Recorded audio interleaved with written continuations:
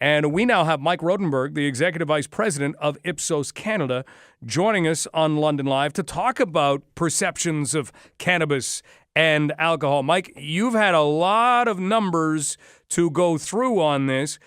When you look at those numbers, what stands out immediately? Absolutely. One of the things that we look at when we compare the cannabis consumption occasions and compare them to alcohol consumption occasions, cannabis consumption occasions more predominantly are alone consumption occasions. Roughly two-thirds of cannabis consumption occasions happen when people are alone, whereas alcohol is much more of a social product. And so we see stark differences between how alcohol is consumed and how cannabis is consumed. And that makes a lot of sense when you understand, how people use cannabis and what they're deriving the benefit from. We ask consumers at the time of consumption what their need state is, and consumption occasions for cannabis are much, much more designed to help people relax and de-stress, whereas alcohol consumption occasions are more about celebration, to pair with food, to connect with others. And that makes a lot of sense when you think about alcohol as a very social product, and lots of people are using alcohol and alcohol consumption to connect with others. What made you, because we've had cannabis legal in this country for a few months now, going back to October 17th, what made you want to look at these numbers right now? Well, one of the common refrains from people in the cannabis industry is that they're going to disrupt other product categories for consumers.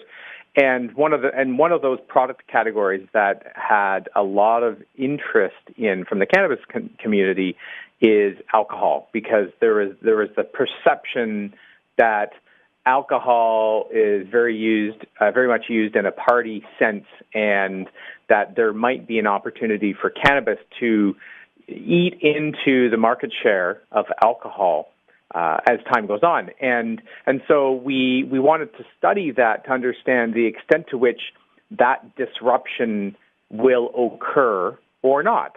So far, what we've seen is there's a little bit of overlap between alcohol and recreational cannabis, but not as much as the cannabis community and the cannabis industry would likely want to see and hear. Well, you mentioned the social setting and consumption that occurs when someone is by themselves. If you look at the numbers that Ipsos has, 77% of alcohol consumption is occurring in social settings by the way that you did your survey. 57% of recreational cannabis consumption is happening alone. When you look at those two numbers, you deal a lot with numbers. How significant are those numbers? How big are they? Those are huge, huge differences in how people consume each of the two products. And, what I would say to anybody in the cannabis industry is if they're looking to disrupt the alcohol consumption occasion, they're going to have to figure out ways to grow the use of cannabis in social situations. Because if they don't, the likelihood of it truly disrupting the alcohol category is going to be very low, because people are using the products at different times in different situations with different need states. We're talking with Mike Rodenburgh, an Executive Vice President at Ipsos, and we're looking at how Canadians are using cannabis since it became legal versus how Canadians are using alcohol. So if we take a look at some of the other things that have kind of popped up, there seem to be a kind of why are you using these? And people will talk about craving and culture and rewards and things like that. What did you find from those areas of your survey? The craving and what I would say around the culture of cannabis is quite interesting, because some of our previous research in the cannabis industry has suggested that consumers, even though cannabis users are willing to use cannabis, there is still very much a stigma associated with use.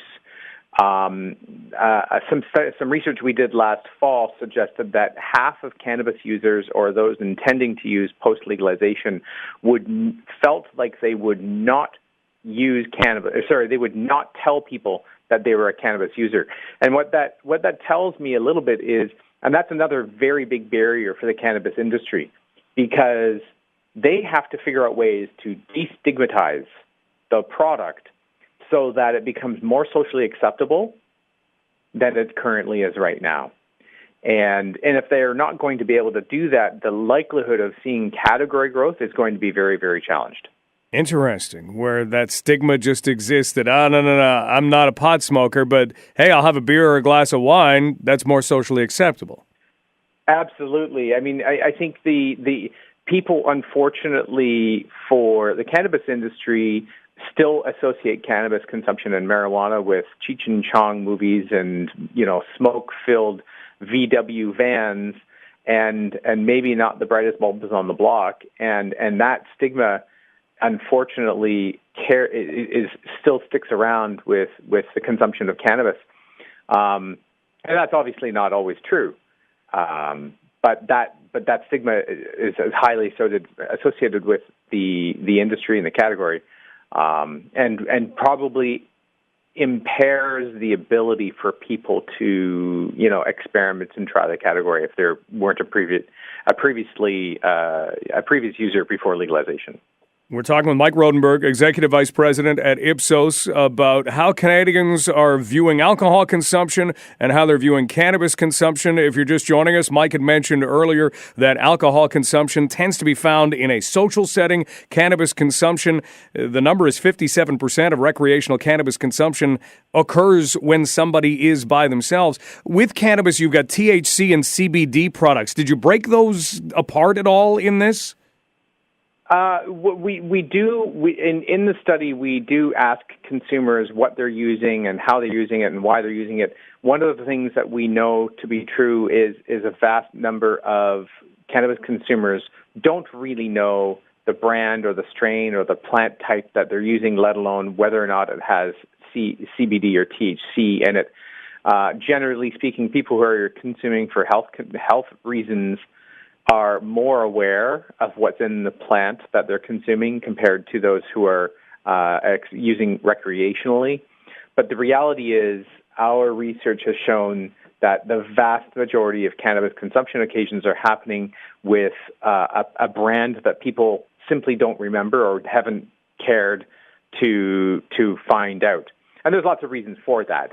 Related to the fact that there's still a significant amount of cannabis that's being sourced through the gray market, as opposed to the legitimate retail market, as well as the fact that the brand development in the cannabis space is still very, very new, and they have very limited options to raise awareness among consumers. And so when you place all those factors together, our most recent data from a period between December and February of this year suggests that 41% of cannabis consumption occasions, people can name the brand of cannabis that they're using, which means, the opposite, 59% of them don't know. And that's a very big challenge if you're a brand manager for a cannabis company. Just because if you can't get people to remember your brand, what is the likelihood that the next time they're in the retail store, you're going to be the winning brand that they choose? Well said. Mike, thanks so much for the research. Thank you so much for the time today. You're very welcome.